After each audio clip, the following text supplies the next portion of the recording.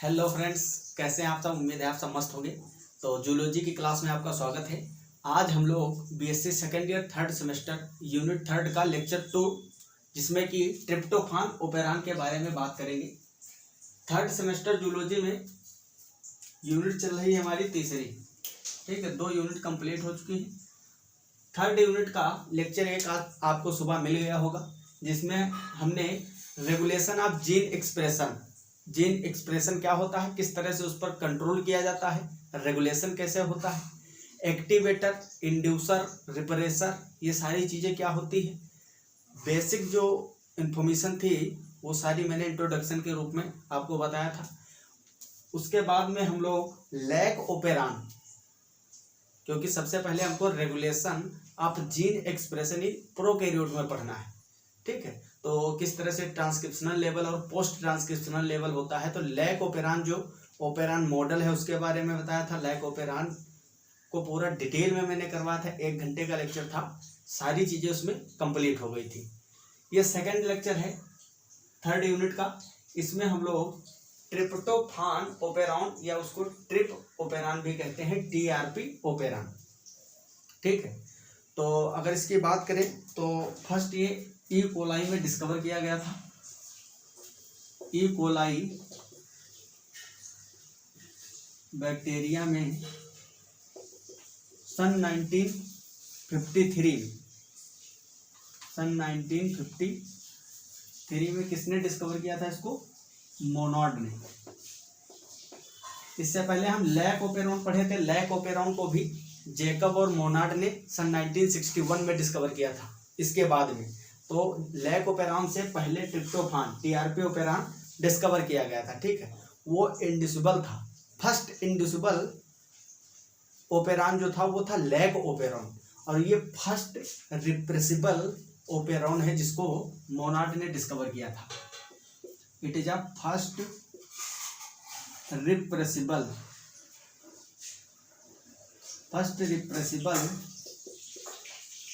Operon. ठीक है, और जो लैक ओपेरान था हमारा वो इंड्यूसिबल था।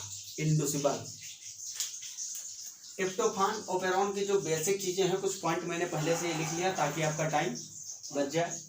बाकी हम डायग्राम के थ्रू बताएंगे किस तरह से ट्रिप्टोफान का फॉर्मेशन होगा और किस तरह से उस पर हम रेगुलेशन करेंगे, कैसे हम उसको कंट्रोल करेंगे।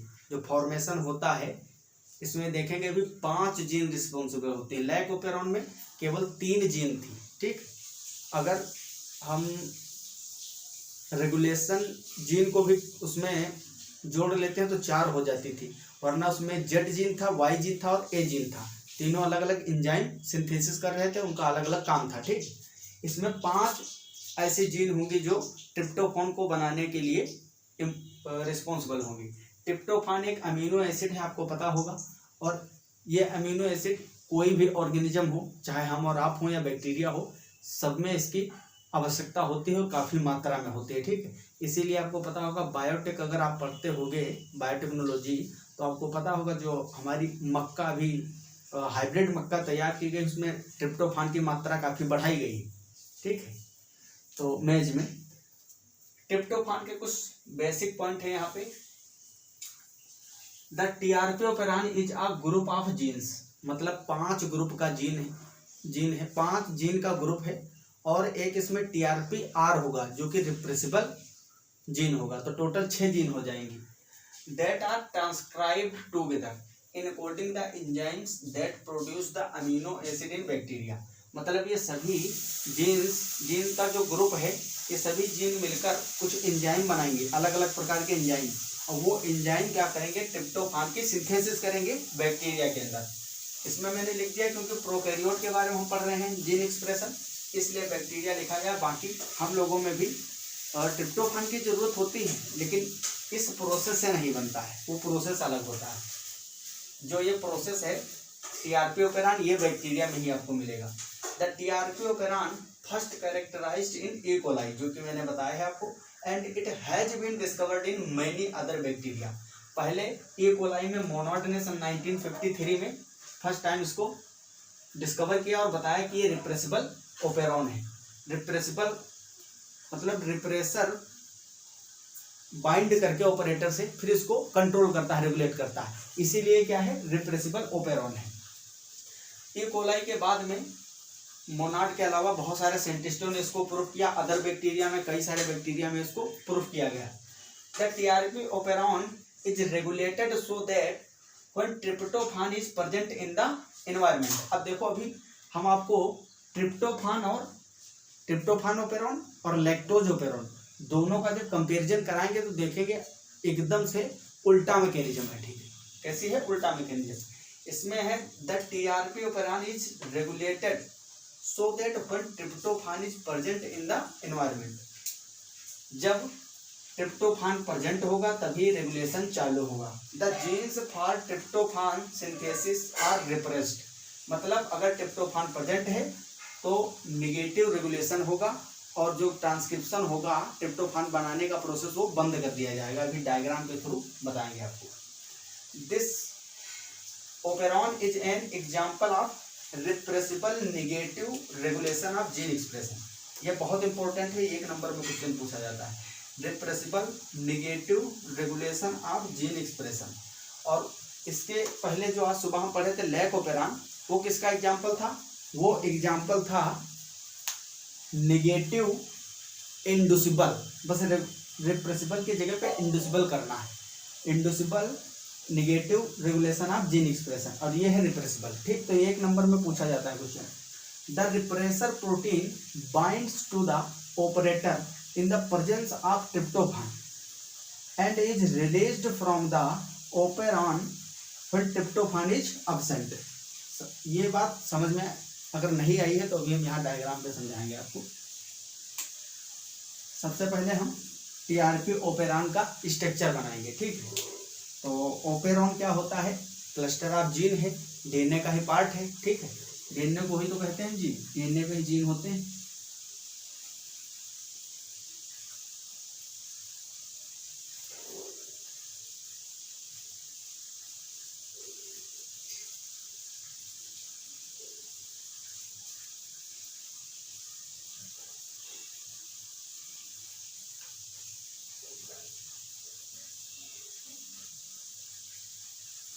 ये है हमारा डीएनए का पार्ट। ठीक, ये पूरा जीन है, डीएनए का ही एक सेगमेंट है जिसको हम जीन बोलते हैं।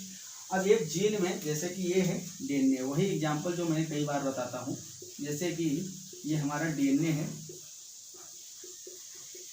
और इसका कुछ पार्ट ऐसा होता है जो स्पेसिफिक प्रोडक्ट को फॉर्म करता है। जैसे कि यहाँ ट्रिप्टोफान को बनाएगा तो पूरे डीएनए का ये इतना पार्ट है, मान लो यही ये पार्ट बनाया गया है, तो ये ट्रिप्टोफान को बनाने के लिए रिस्पॉन्सिबल है, इसलिए इसको हम जीन बोल देते हैं। फिर से मान लो ये किसी प्रोडक्ट को कोड कर रहा है, किसी प्रोटीन को कोड कर रहा है, बीच बीच में जो छूट गया पार्ट ये जीन नहीं है। अब इस जीन में भी कई सारे रीजन होते हैं, इस जीन में भी कई टाइप के जीन हैं। ये जो जीन है इसमें स्ट्रक्चरल जीन होगा, रेगुलेटरी जीन होंगी। ठीक, उस स्ट्रक्चरल जीन में कई सारे पार्ट होंगे जीन के, जैसे इसमें 5 होंगे और वो 5 टाइप के एंजाइम बनाएंगे, फिर वो कलेक्टिवली मिलकर एक ट्रिप्टोफान का फॉर्मेशन करेंगे। तो जीन तो आपको बेसिकली समझ में आ ही गया होगा, बहुत ही सिंपल है। हर लेक्चर में मॉलिक्यूलर बायोलॉजी के जितने भी लेक्चर हैं सब में मैंने जीन के बारे में एक बार आपको बताता जरूर हूँ, क्योंकि ये कन्फ्यूजन बहुत ज़्यादा रहता है कई सारे स्टूडेंट को। ठीक, तो इसमें अगर हम बात करें तो ये है हमारा प्रोमोटर, ये है ऑपरेटर, ये है लीडर। इसके बाद में ये इतना पार्ट है हमारा स्ट्रक्चरल जीन का। किसका? Structural gene, structural gene. ठीक, ये है हमारा TRPR। TRPR का मतलब रेगुलेटरी जीन, ये इतना है रेगुलेटरी जीन। ये बेसिक चीज़ें सभी जीन में होते हैं, प्रमोटर और ऑपरेटर। अगर ऑपरेटर प्रमोटर नहीं होंगे तो पॉलीमरेज एंजाइम कहाँ बाइंड करेगा, और जब तक वो बाइंड नहीं करेगा तब तक ये स्ट्रक्चरल जीन का क्या मतलब है भाई। जब पॉलीमरेज यहाँ बाइंड करेगा, आगे की ओर एलोंगेशन होगा, तभी तो mRNA बनेगा, और mRNA से आगे प्रोटीन बनेगा।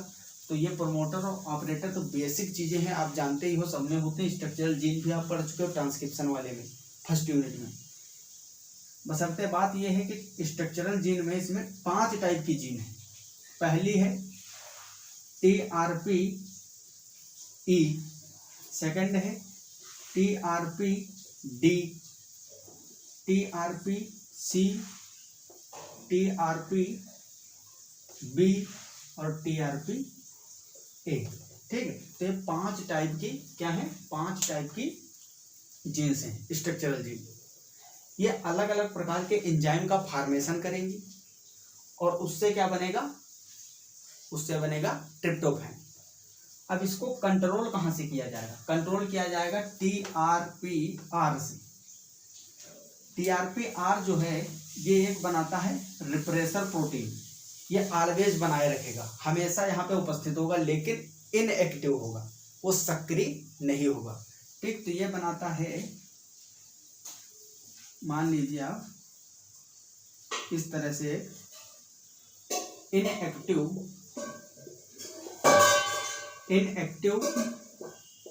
रिप्रेसर प्रोटीन का फॉर्मेशन करता है TRPR मतलब रेगुलेटरी जीन। ये बनाता है इनएक्टिव रिप्रेसर प्रोटीन, ये इनएक्टिव है, एक्टिव कब होगा अभी बताते हैं। ये जो 5 टाइप की जीन्स हैं ये अलग अलग काम है इनका सबका पहले हम काम लिख लेते हैं तो ज्यादा अच्छे से समझ में आएगा। अगर हम बात करते हैं TRPE की, तो ये एक एंजाइम बनाती है एंथ्रानाइलेट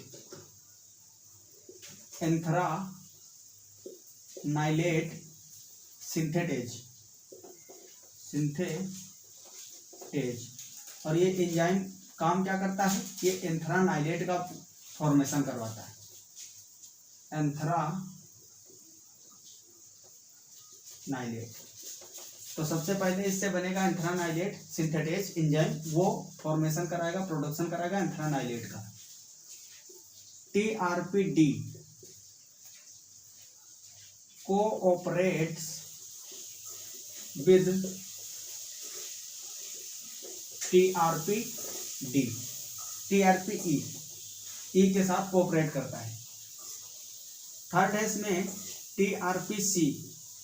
TRPC जो है ये आइसोमरेज एंजाइम का फॉर्मेशन करवाता है, किसका, आइसोमरेज एंजाइम का।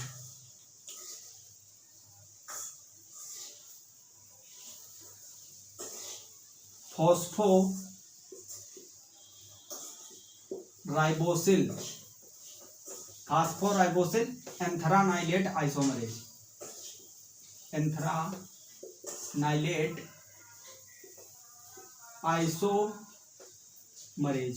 ठीक, तो ये थोड़ा नेम बड़ा है, आप आइसोमरेज एंजाइम भी लिख सकते हो, एग्जाम में कोई प्रॉब्लम नहीं होगी, मान लिया जाएगा, लेकिन पूरा नाम है इसका फॉस्फोराइबोसिल एंथ्रानाइलेट आइसोमरेज। अब आता है TRPB और TRPA, ये दोनों जीन जो हैं ये 2 यूनिट बनाते हैं, 2 सब यूनिट प्रोड्यूस करते हैं ट्रिप्टोफान सिंथेटेज का, ट्रिप्टोफान सिंथेटेज। तो कलेक्टिवली दोनों को हम बोल सकते हैं, थोड़ा सा बस अलग अलग फॉर्म होती है। ये जो होता है ये कोड करता है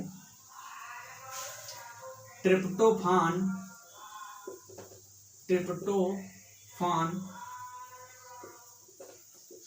सिंथेटेज बीटा, और ये जो बनाएगा एंजाइम उसका नाम होगा ट्रिप्टोफान सिंथेटेज अल्फा। ठीक, तो ये 5 स्ट्रक्चरल जीन हैं जो अलग अलग प्रकार के एंजाइम को कोड करती है। अब ये जितने एंजाइम कोड किए गए हैं सब आपस में मिलकर ट्रिप्टोफान का फॉर्मेशन करवाते हैं। ठीक, तो ये फॉर्मेशन होगा कब, जब ये एंजाइम बनेगी। ये एंजाइम कब बनेगी, जब ये जीन है, जो जीन इनका ट्रांसक्रिप्शन होगा एमआरएनए में, फिर वो एमआरएनए का ट्रांसलेशन होगा, तब बनेंगे एंजाइम, और यही एंजाइम ट्रिप्टोफान बनाएंगे। तो अगर ये सारा प्रोसेस हो गया फिर तो ट्रिप्टोफान बन जाएगा, और नहीं हुआ तो प्रॉब्लम आ जाएगी। ठीक, तो इसको एक बार आप स्क्रीनशॉट लीजिए, फिर नोट करिए, फिर आगे हम खूब अच्छे से आपको समझाते हैं।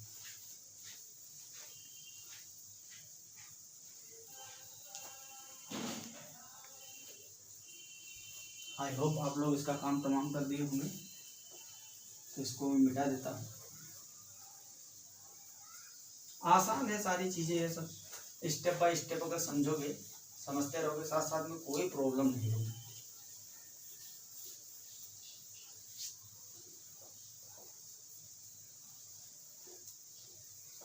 तो यहाँ पे हम एक दूसरा डायग्राम इसी तरह का बना लेते हैं।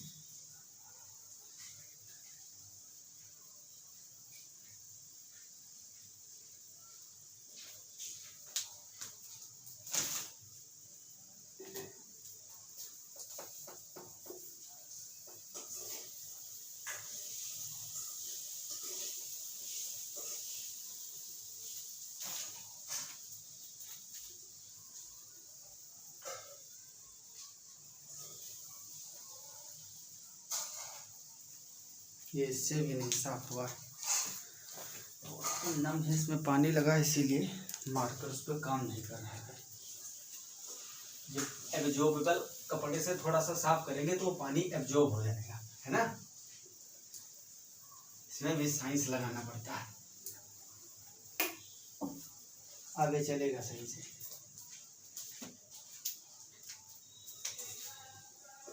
देखो है चल रहा है।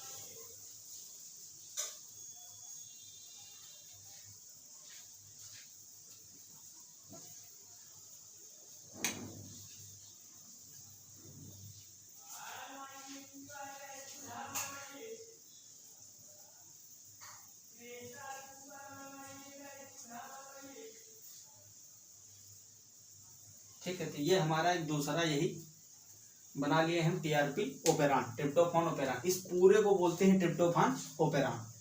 तो इसमें ये तो हमारा हो गया यहाँ पे टीआरपी आर, मतलब रेगुलेटरी जीन।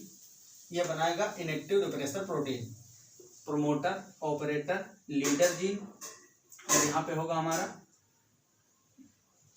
टीआरपी ई, टीआरपी डी, टीआरपी सी, टीआरपी बी और टीआरपी ए। ये हमारी 5 स्ट्रक्चरल जीन हो गई। अब इसका रेगुलेशन किस तरह से होता है, इसका रेगुलेशन किस तरह से होगा, ये मैंने बताया कि ये ऑलवेज सिंथेसिस करती है प्रोटीन। ये जो है रिप्रेसर प्रोटीन हमेशा आपको मिलेगी सेल के अंदर, बैक्टीरियल सेल के अंदर हमेशा मिलेगा। ठीक है, तो यहाँ पे इनएक्टिव रिप्रेसर प्रोटीन हमेशा प्रेजेंट रहेगा। जैसे कि ये डायग्राम मैंने बनाया था, इसी तरह से मान लीजिए आप, ये एक प्रोटीन है इनएक्टिव रिप्रेसर प्रोटीन। अब अगर ट्रिप्टोफान सेल के अंदर प्रेजेंट है, ट्रिप्टोफान की कंसंट्रेशन के अकॉर्डिंग ही इसमें काम होगा सारा। अगर लो कंसंट्रेशन है ट्रिप्टोफान की, low concentration tryptophan,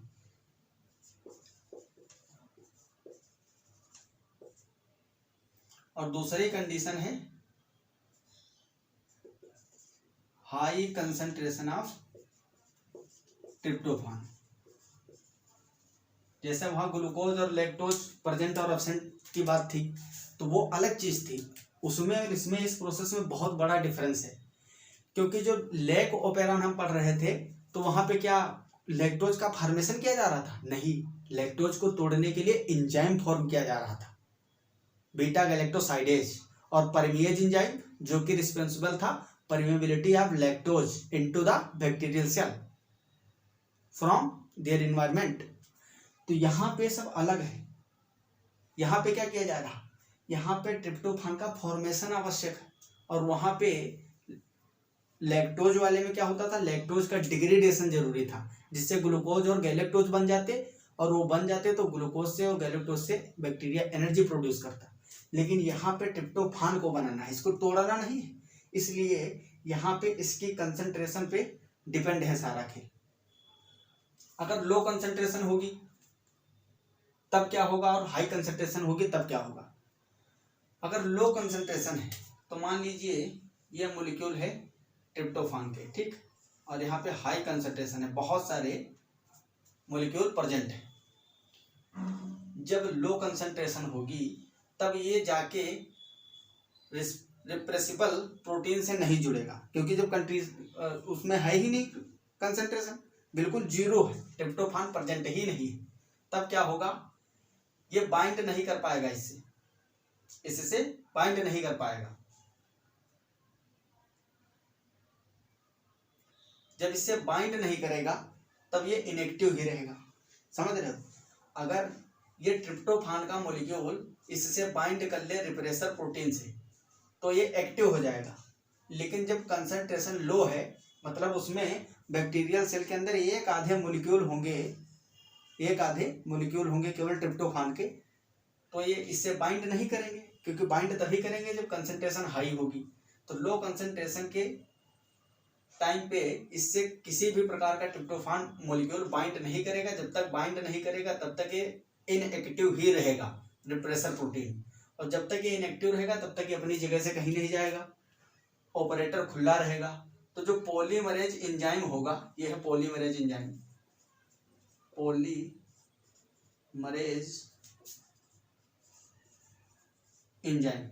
polymerase enzyme ये अपना काम करेगा, ये आगे की ओर इलोंगेशन करेगा और क्या करेगा, ऑपरेटर और लीडर से होते हुए पांचों जीन को ट्रांसक्राइब करेगा, और इसका रिजल्ट क्या होगा,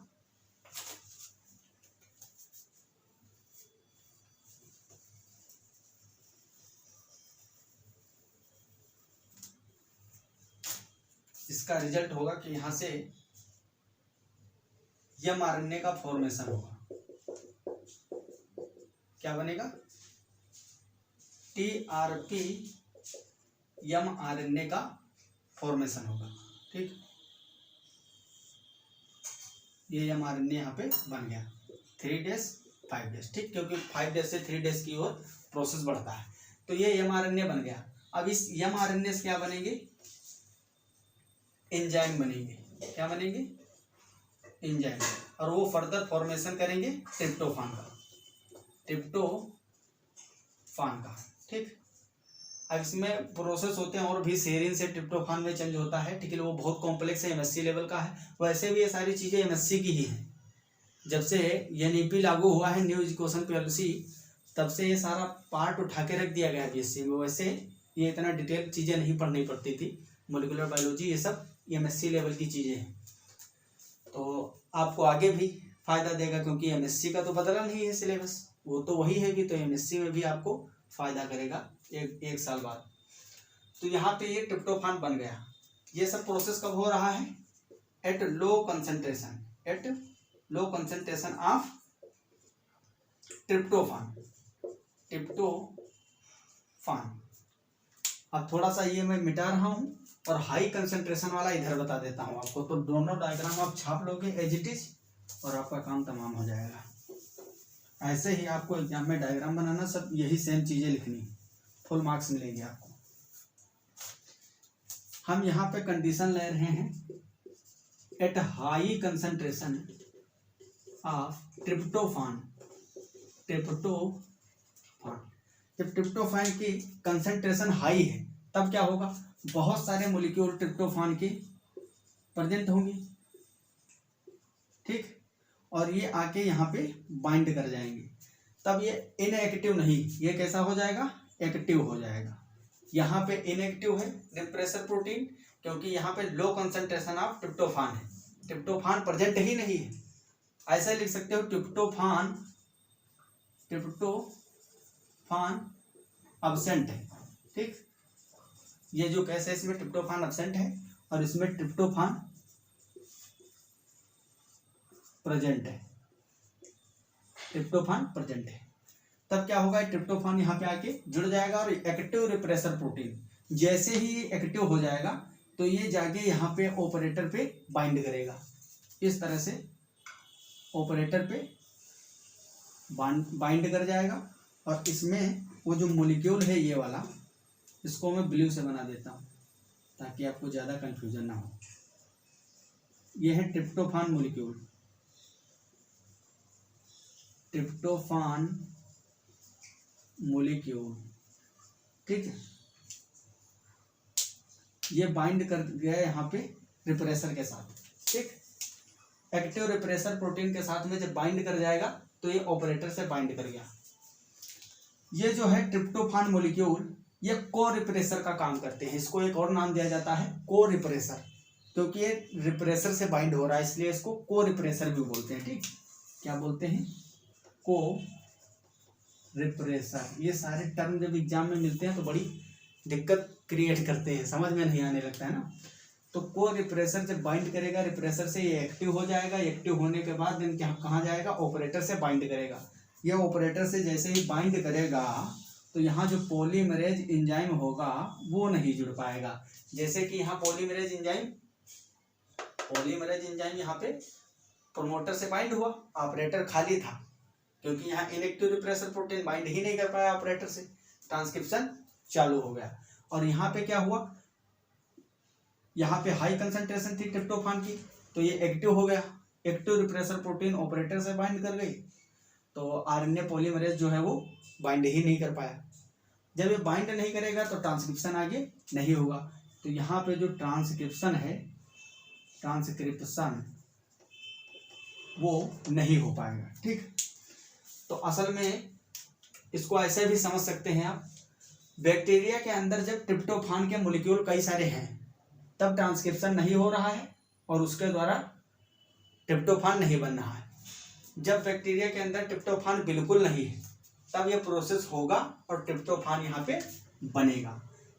तो आवश्यकता भी तो यही है ट्रिप्टोफान की। मैंने पहले ही बताया हर एक ऑर्गेनिज्म के लिए जरूरत होती है। क्यों जरूरत होती है? ट्रिप्टोफान एक अमीनो एसिड है, ठीक है। अमीनो एसिड मिलकर क्या बनाते हैं? प्रोटीन। तो बहुत सारे हमारे बॉडी के अंदर जितने भी फंक्शन हो रहे हैं प्रोटीन से ही हो रहे हैं। प्रोटीन बनाने के लिए ट्रिप्टोफान की आवश्यकता है। तो हर एक ऑर्गेनिज्म में ट्रिप्टोफान की आवश्यकता होती है। इसलिए जब ट्रिप्टोफान का कंसंट्रेशन बिल्कुल लो होगा, अब्सेंट होगा ट्रिप्टोफान, तब ये प्रोसेस होगा और ट्रिप्टोफान का फॉर्मेशन किया जाएगा। अगर ट्रिप्टोफान पहले से सेल के अंदर प्रेजेंट है तो इसी को बोलते हैं रेगुलेशन ऑफ जीन एक्सप्रेशन। मतलब जीन को एक्सप्रेस तभी किया जाएगा जब उसकी आवश्यकता होगी, वरना उसको बंद किया जाएगा। तो हमारे बॉडी के अंदर जो प्रत्येक सेल है, एवरी सेल बहुत बड़ी बड़ी वाइड रेंज ऑफ मैकेनिज्म्स को फॉलो कर रही है प्रत्येक सेकंड, ठीक। तो यहाँ पे बहुत बड़ी बड़ी मैकेनिज्म चल रही है। आवश्यकता जब है तभी प्रोसेस होगा, अगर आवश्यकता नहीं है तो यहाँ पे तुरंत उसको कंट्रोल कर लिया जाएगा। यही है रेगुलेशन ऑफ जीन एक्सप्रेशन, ठीक। तो इस तरह से इसका रेगुलेशन होता है। इसमें एक इनहिबिशन प्रोसेस भी है। लीडर के बारे में मैंने भी कुछ नहीं बताया आपको, बाकी सारी साइटों का काम है। प्रोमोटर पे आरएनए पॉलीमरेज एंजाइम जुड़ेगा, ऑपरेटर पे कौन जुड़ता है? Active repressor protein. बाकी ये जो स्ट्रक्चरल जीन है वो अलग अलग एंजाइम बनाते हैं, लेकिन लीडर रियल जो है इसके बारे में मैंने कुछ नहीं बताया। ये एटेन्युएशन का प्रोसेस करता है। एटेन्युएशन एक प्रकार का इनहिबिशन है। क्या है? इनहिबिशन। और ट्रांसलेशनल लेवल का इनहिबिशन है। ट्रांसलेशनल लेवल कैसे? मतलब ट्रांसलेशन की तो बात ही नहीं है, इसमें तो ट्रांसक्रिप्शन की हुई। देखो ना यहाँ पे ट्रांसलेशन हो नहीं रहा, पहले यहाँ पे ट्रांसक्रिप्शन हुआ, ट्रांसक्रिप्शन तब बना एमआरएनए, टीआरपी एमआरएनए, फिर एमआरएनए में जब ट्रांसलेशन होगा, यहाँ पे हुआ पहले प्रोसेसिंग, तब बना एंजाइम, संसाधन जिसको बोलते हैं, प्रोसेसिंग। फिर उसके बाद में यहाँ हुआ ट्रांसलेशन, तब बना ट्रिप्टोफान। तो मुझे तो लगता है सारी चीज़ें आपको इतने स्टेप तो पता ही चल गए ना। फर्स्ट और सेकंड यूनिट खत्म हो चुकी है, अगर ये भी नहीं आता फिर तो बड़ी दिक्कत है। फिर से दोबारा देखिए आप लेक्चर। तो इस तरह से ये हो गया। ये जो लीडर जीन है ये इनहिबिशन का काम करती है। तो इसको एक बार आप लोग स्क्रीनशॉट करिए, फिर आपको थोड़ा सा एटेन्युएशन के बारे में बताता हूँ। बहुत ही अच्छा प्रोसेस है, थोड़ा हाई लेवल का है। तो आई होप आप लोग इसका भी काम फिनिश कर दिए होंगे। अब थोड़ा सा लीडर जीन के बारे में हम डिस्कशन करेंगे।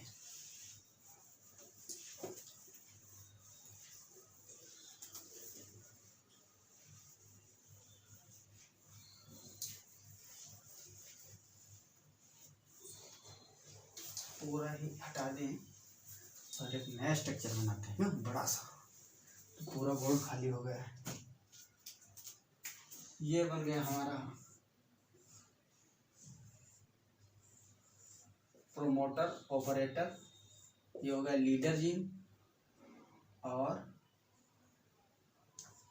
यहाँ पे हम TRP R बना देते हैं, वरना छोड़ना किसी को भी नहीं है। फिर 5 स्ट्रक्चरल जीन, 2 3 4 5, ठीक है, ये हो गए स्ट्रक्चरल जीन। स्ट्रक्चरल जीन, ये हो गया लीडर जीन। ये ऑपरेटर है, operator, this is the promoter, और ये है रेगुलेटरी जीन, ठीक। अब इसमें लीडर का क्या काम है, इसको समझने से पहले प्रोसेस में आपको छोटा सा है बता दूं 1 मिनट में, तभी ये समझ में आएगा। अगर हम यूकैरियोटिक और प्रोकैरियोटिक सेल्स की बात करें, ये 2 सेल्स हैं, ठीक। ये है यूकैरियोटिक और ये है प्रोकैरियोटिक। एग्जाम्पल अगर लिखूं तो मान लो E. कोलाई, ठीक, या कोई भी बैक्टीरिया, ठीक। और यूकैरियोटिक में एग्जाम्पल हम ले लेते हैं हमारे प्यारे स्टूडेंट,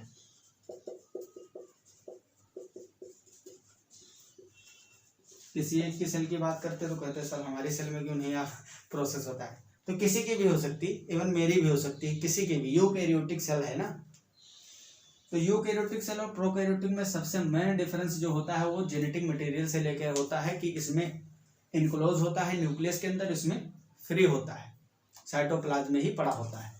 इसमें एक न्यूक्लियस होगा, ठीक है,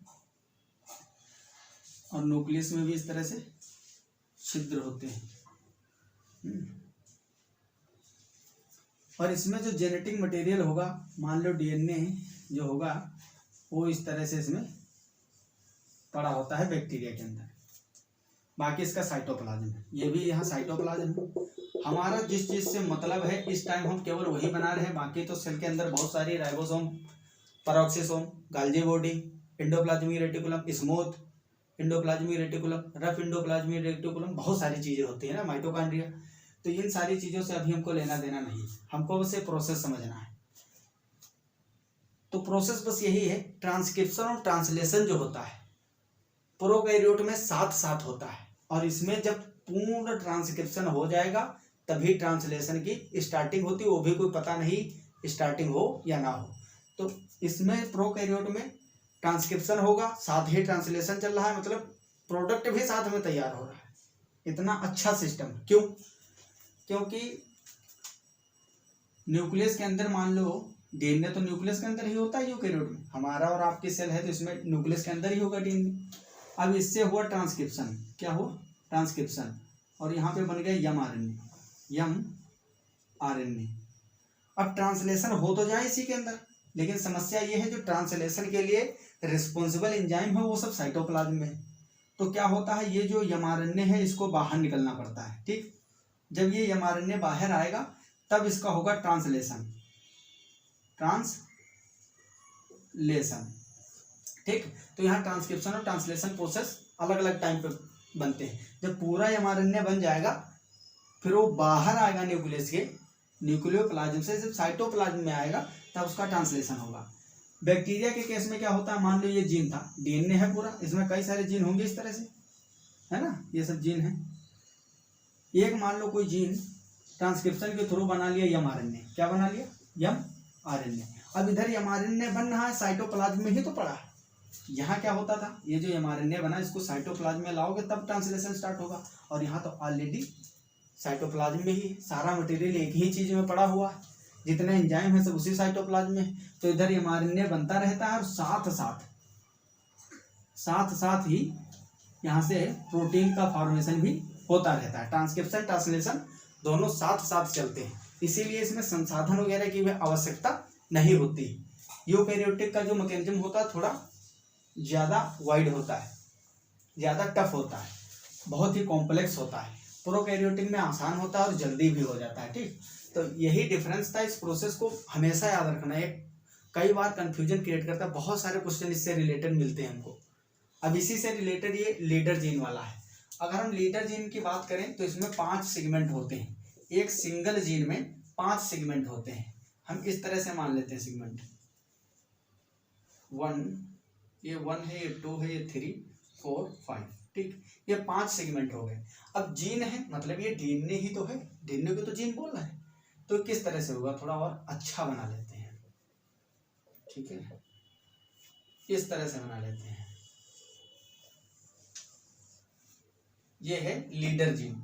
अब इसमें 5 सेगमेंट हैं, ठीक, 1, 2, 3, 4 और 5। अब इसमें जो पहला और दूसरा है एक दूसरे के कंप्लीमेंट्री। कंप्लीमेंट्री कहने का मतलब अगर यहाँ कोडोन UUC है तो यहाँ पे AAG होगा। समझ रहे हो ना इस चीज को, UUC और AAG। तो ये दोनों आपस में घूम के इस तरह से बाइंड नहीं कर सकते, ये तो कंप्लीमेंट्री, और कंप्लीमेंट्री होंगे तो अट्रैक्शन होगा, तुरंत बाइंड कर जाएंगे। इसी तरह से ये दोनों एक दूसरे के कंप्लीमेंट्री होते हैं। समझ में आ रही है ना अच्छे से बात? सॉरी ये थोड़ा सा इसमें रुक जाइए। सेकंड और थर्ड, इसीलिए नेमिंग बहुत जरूरी है। सेकंड और थर्ड एक दूसरे के कंप्लीमेंट्री, फोर्थ और फिफ्थ एक दूसरे के कंप्लीमेंट्री। तो यहाँ पे होता क्या है, mRNA साथ साथ बनता है, साथ ही इनकी पेयरिंग हो जाती है और आगे प्रोडक्शन हो ही नहीं पाता। तो ये इनहिबिशन का प्रोसेस है। क्या है, इनहिबिशन का। तो ये कुछ इस तरह से होता है। ये थोड़ा सा डीएनए है, ठीक, ये मान लो फर्स्ट वाला है, और जो सेकंड और थर्ड है वो हम कुछ इस तरह से बना रहे हैं। सेकंड और थर्ड ये दोनों आपस में फोल्ड हो जाएंगे, जैसे कि ये घूम गया। थोड़ा और अच्छा बनाते हैं ना डायग्राम।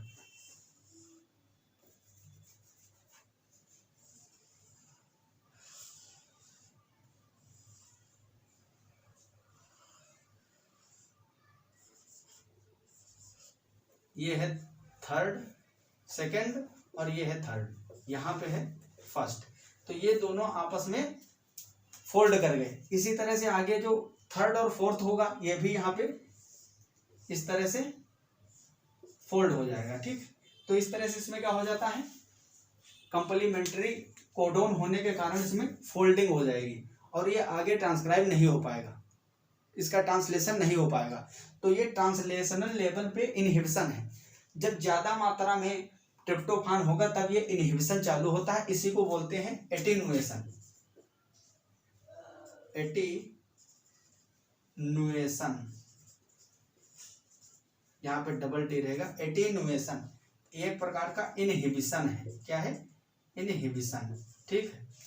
इसमें भी जैसे कि एक और इनहिबिशन का प्रोसेस होता है इसी में, उसमें होता है precursor, precursor first, precursor second, precursor third और प्रिकर्सर फोर्थ बनते हैं। प्रिकर्सर फर्स्ट से सेकंड बनने के लिए एंजाइम फर्स्ट रिस्पॉन्सिबल होगा, सेकंड से थर्ड जाने के लिए एंजाइम सेकंड, और थर्ड से फोर्थ के लिए एंजाइम थर्ड। अब जब ये प्रिकर्सर फोर्थ है इसके बाद में बन जाता है ट्रिप्टोफान। क्या बनता है, ट्रिप्टोफान, ट्रिप्टोफान इस तरह से बनता रहता है। जब कंसंट्रेशन ट्रिप्टोफान की ज्यादा हो जाती है तो ये खुद जाके ट्रिप्टोफान खुद ही एंजाइम फर्स्ट को इनहिबिट कर देता है। क्या करता है, इनहिबिट कर देता है, इनहिबिट कर देता है। और ये एंजाइम काम करना बंद कर देगा तो फिर ये प्रोसेस रुक जाएगा, क्योंकि फर्स्ट एंजाइम जो है वही काम करना बंद कर दिया, इनहिबिट हो गया। तो ये प्रिकर्सर फर्स्ट सेकंड में ही नहीं कन्वर्ट हो पाएगा। तो ट्रिप्टोफान कैसे बनेगा, ट्रिप्टोफान बनने के लिए 4 प्रिकर्सर से इसको यहाँ तक आना पड़ेगा। और ये जब कंसंट्रेशन हाई होगी ट्रिप्टोफान की तो ये खुद ही इनहिबिट कर देता है एंजाइम फर्स्ट को। तो कई सारे इसके प्रोसेस हैं, लेकिन हमको इतना डिटेल में हमारे सिलेबस में है नहीं। जितना था जितना मैंने बता दिया, इससे बाहर कुछ नहीं आपको याद करना, ना ही लिखना है। जो नोट्स मैं दे दूं और जो लेक्चर में आपको समझा दूं बस इतना ही आपके लिए काफ़ी है, बहुत ज़्यादा है, ठीक। तो आई होप आप लोगों को ये सारी चीज़ें समझ में आ गई होंगी। अभी मैं थोड़ी देर में 2-3 मिनट में आप लोगों को एक लेक्चर दूंगा जिसमें कि आपको पता चल जाएगा। बुक थर्ड सेमेस्टर के लिए आप लोग पूछ रहे थे, और 1 घंटे का लेक्चर होता है, आप लोग पूरा उसको देख नहीं पाते हो। ये बहुत बड़ी शर्मनाक बात है, ठीक। छोटे छोटे बच्चे भी अगर ये बात जान पाए तो तुम पे बहुत हंसेंगे। अरे भाई तुम खुद सोचो, इस टाइम में आप अगर अच्छे से ज़्यादा टाइम दे के नहीं पढ़ाई कर पाओगे तो आखिर कब करोगे। जितने भी सेकंड ईयर के स्टूडेंट होंगे, कुछ एक को छोड़ के शायद ही आप लोग मेरे ही एज के होंगे, क्योंकि मैं भी 20-21 में ही हूँ और इतने के ही आप होंगे।